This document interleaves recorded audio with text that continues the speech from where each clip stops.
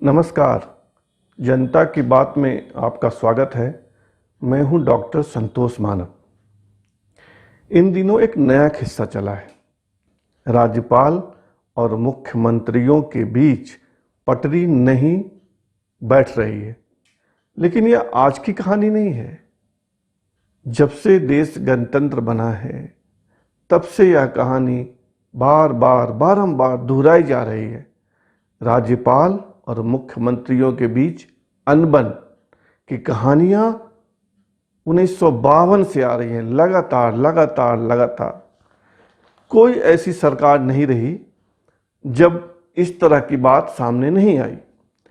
ताज़ा एग्जाम्पल राजस्थान का है, जहां कलराज मिश्र और वहां के मुख्यमंत्री अशोक गहलोत के बीच अनबन की खबरें लगातार आई। और एकदम ताज़ा मामला पश्चिम बंगाल का है। जगदीप धनखड़ वहां के राज्यपाल 2 दिन से लगातार कह रहे हैं कि उनको सर्विलांस पे रखा गया है, राजभवन को सर्विलांस पे रखा गया है। मतलब राजभवन की जासूसी हो रही है। राजभवन की एक एक कार्यकलाप, एक एक हरकत, एक एक कार्यविधि, सब पर कोई नजर रख रहा है।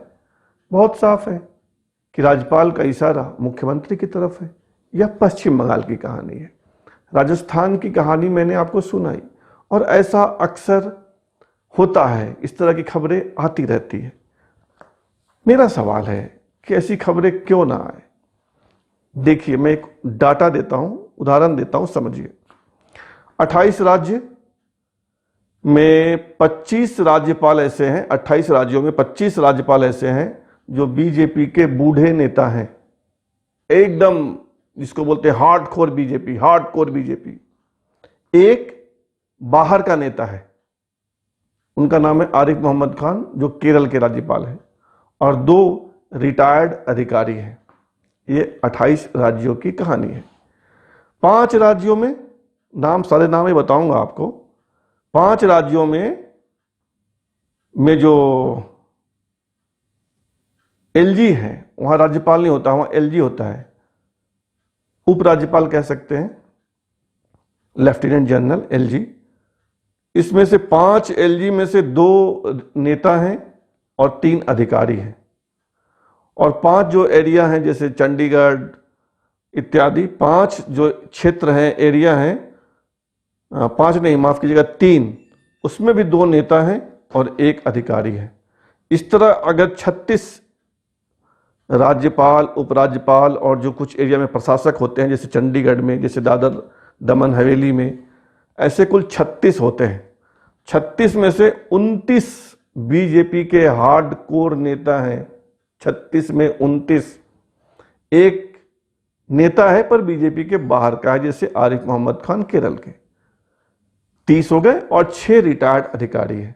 बहुत साफ है कि वह रिटायर्ड अधिकारी भी बीजेपी के सिंपैथाइजर होंगे, सहानुभूति रखने वाले होंगे, तभी तो बने हुए हैं। तो जब मुख्यमंत्री किसी दूसरी पार्टी का होगा और राज्यपाल बीजेपी का होगा, जिनकी केंद्र में सत्ता है, तो अनबन तो होगी, स्वाभाविक है।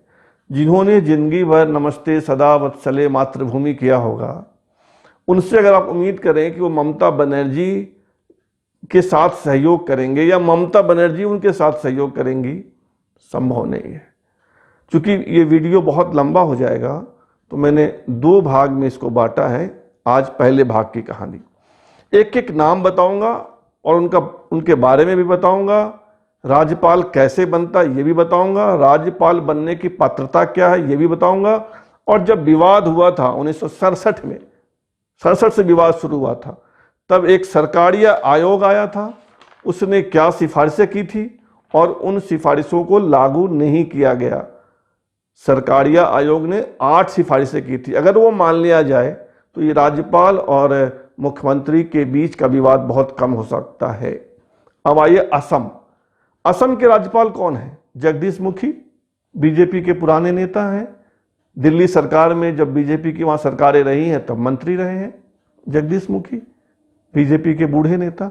इसलिए मैं कहता हूं कि राजभवन जहां राज्यपाल रहते हैं वो जिस पार्टी की सत्ता केंद्र में होती है उसके बूढ़े नेताओं का आराम गाह है।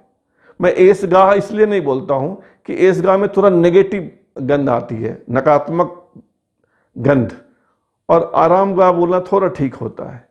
तो देश के तमाम राजभवन बूढ़े नेताओं के ऐशगाह नहीं, आराम गाह है। चलिए, असम के बाद बिहार। बिहार में राज्यपाल कौन है? फागू चौहान। फागू चौहान उत्तर प्रदेश के बीजेपी के बूढ़े नेता हैं। राज्यसभा में जाते जाते रह गए और अचानक से घोषणा हुई और बिहार के राजभवन में बैठा दिए गए। छत्तीसगढ़ राज्यपाल कौन है? अनुसुईया उइके, बीजेपी की राज्यसभा में मेंबर रही हैं, मध्य प्रदेश की सरकार में रही हैं, छिंदवाड़ा की रहने वाली है मध्य प्रदेश में, बीजेपी की नेता।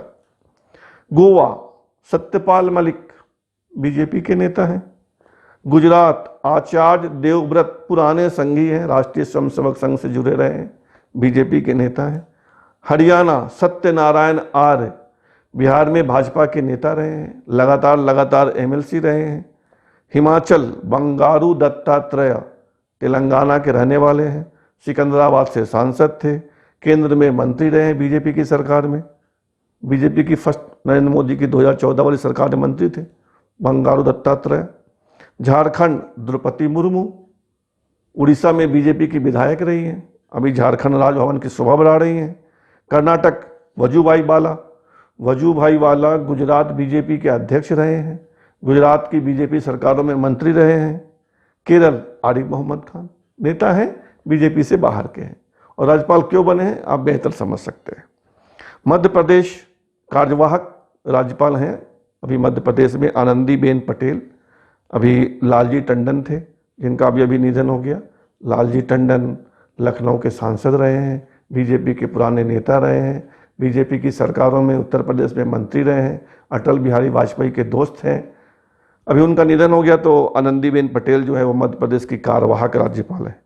महाराष्ट्र भगत सिंह कोश्यारी उत्तराखंड के हैं, वहाँ कुछ दिन मुख्यमंत्री भी थे, बीजेपी की ओर से राज्यसभा में भी थे। मणिपुर में नजमा हेपतुल्ला आप बेहतर जानते हैं बीजेपी की नेता रही हैं। मेघालय में तथागत राय बीजेपी के नेता हैं। उड़ीसा में गणेश लाल बीजेपी के नेता हैं। राजस्थान में कलराज मिश्र केंद्र की बीजेपी सरकार में मंत्री रहे हैं। उत्तर प्रदेश भाजपा के अध्यक्ष रहे हैं, उत्तर प्रदेश की बीजेपी सरकारों में मंत्री रहे हैं। सिक्किम गंगा प्रसाद बिहार के हैं, बीजेपी के नेता हैं। तमिलनाडु बनवारी लाल पुरोहित नागपुर के हैं, महाराष्ट्र के, और पहली बार इन्होंने नागपुर सीट लोकसभा के लिए जीतकर बीजेपी को दी थी 1996 में कदाचित, अगर मैं सही हूं तो। त्रिपुरा में रमेश बैस, रायपुर छत्तीसगढ़ से 7 बार सांसद रहे हैं, रायपुर से ही, अभी राज्यपाल है त्रिपुरा में। उत्तर प्रदेश आनंदीबेन पटेल गुजरात के मुख्यमंत्री रही हैं। पश्चिम बंगाल जगदीप धनकर, ये भी बीजेपी के नेता हैं।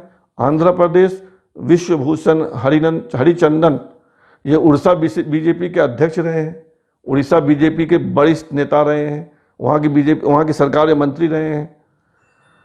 अरुणाचल प्रदेश में बीडी मिश्रा, ये बीडी मिश्रा जो हैं अरुणाचल के राज्यपाल, ये वायुसेना के रिटायर्ड अधिकारी हैं, ये नेता नहीं है। मिजोरम पीएस श्रीधरन पिल्लई, मिजोरम के जो राज्यपाल हैं पीएस श्रीधरन पिल्लई, ये केरल भाजपा के अध्यक्ष थे और अध्यक्ष रहते हुए उन्हें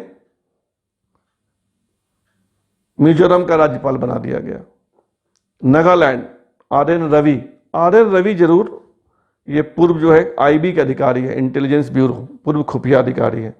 पंजाब वीपी सिंह बदनोरे, विक्ट्री वाला वीपी सिंह बदनोरे, ये भिलवाड़ा के राज परिवार के हैं, वहां से 2 बार सांसद रहे हैं, 2-3 बार विधायक रहे हैं, ये भी बीजेपी के नेता हैं।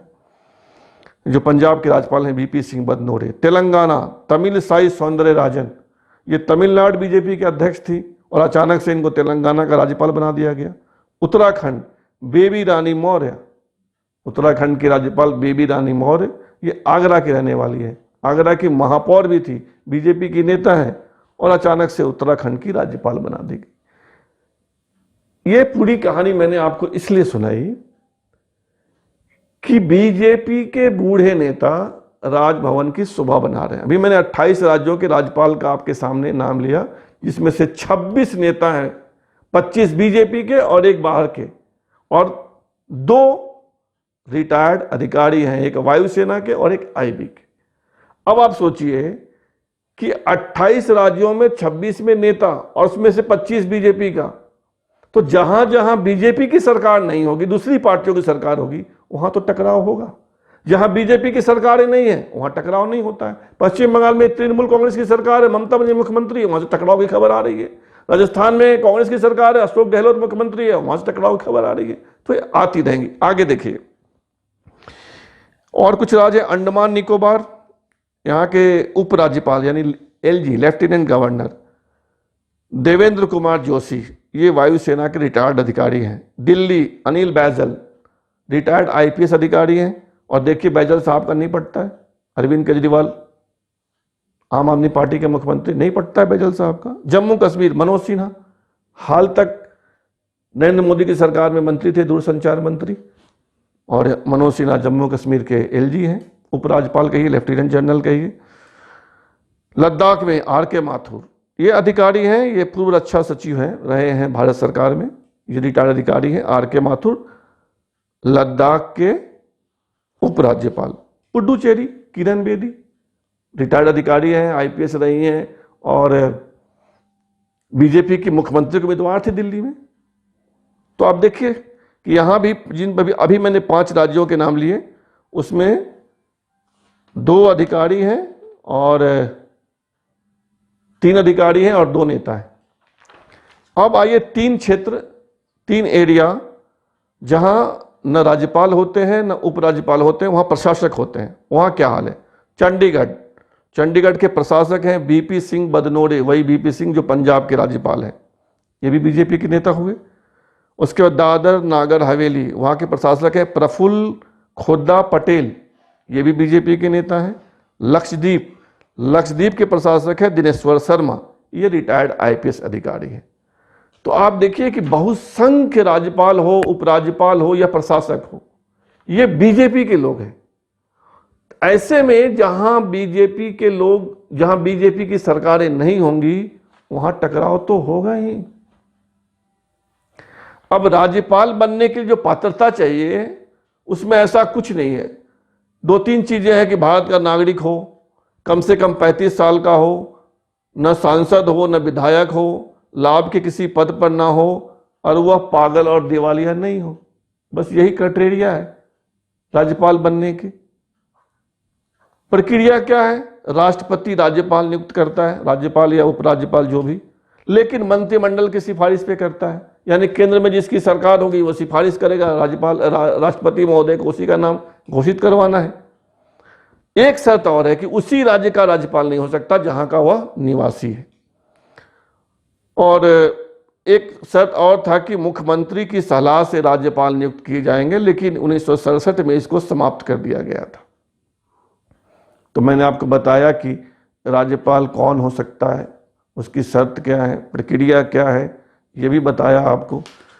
कौन कहाँ राज्यपाल, ये भी बताया। टकराव क्यों होता है, ये भी बताया।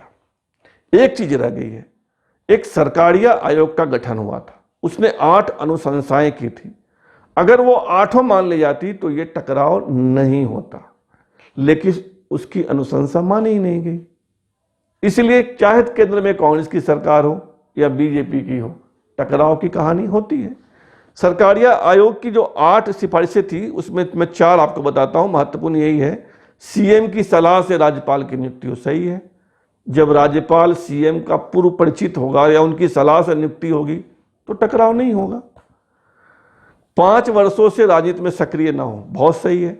अभी बीजेपी के आप तेलंगाना में राज्यपाल बनी सौंदरराजन, वो अभी तमिलनाडु में राज्यपाल थी, तुरंत बन गई वहां। तो वैसे में तो बीजेपी का ही है ना, लेकिन अगर 5 साल तक राजनीति से कटा हुआ आदमी हो तो थोड़ी सी भावना कमजोर हो सकती है। तीसरा है 5 वर्ष पूरा करने दिया जाए, यह भी सही है कि अगर राज्यपाल 5 वर्षों के लिए रहे, कभी भी ना हटा दिया जाए, तो तालमेल बैठ जाए मुख्यमंत्री और राज्यपाल के बीच। और केंद्र में सरकार जिस पार्टी की केंद्र में सरकार हो उस पार्टी का नेता विपक्षी शासित राज्यों का राज्यपाल नहीं हो। बहुत सही है। अगर पश्चिम बंगाल का राज्यपाल बीजेपी का नेता नहीं होता तो टकराव नहीं होता, या राजस्थान में जो राज्यपाल है श्रीमान कलराज मिश्र, अगर वो बीजेपी के नहीं होते, जो केंद्र में जिनकी सत्ता है, तो भी टकराव नहीं होता। लेकिन हर एक पार्टियां और हर एक पार्टी का जो सर्वोच्च लीडरशिप होता है वो रास्ता खोज लेते हैं अपने नेताओं को एडजस्ट करने का।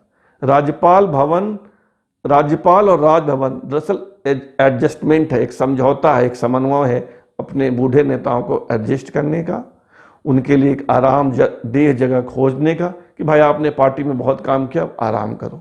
और जब तक ये व्यवस्था रहेगी टकराव की खबरें आती रहेगी, निश्चिंत रहिए। आग्रह रहेगा कि चैनल को सब्सक्राइब कर लीजिए, लाइक कीजिए, शेयर कीजिए, कमेंट कीजिए। धन्यवाद।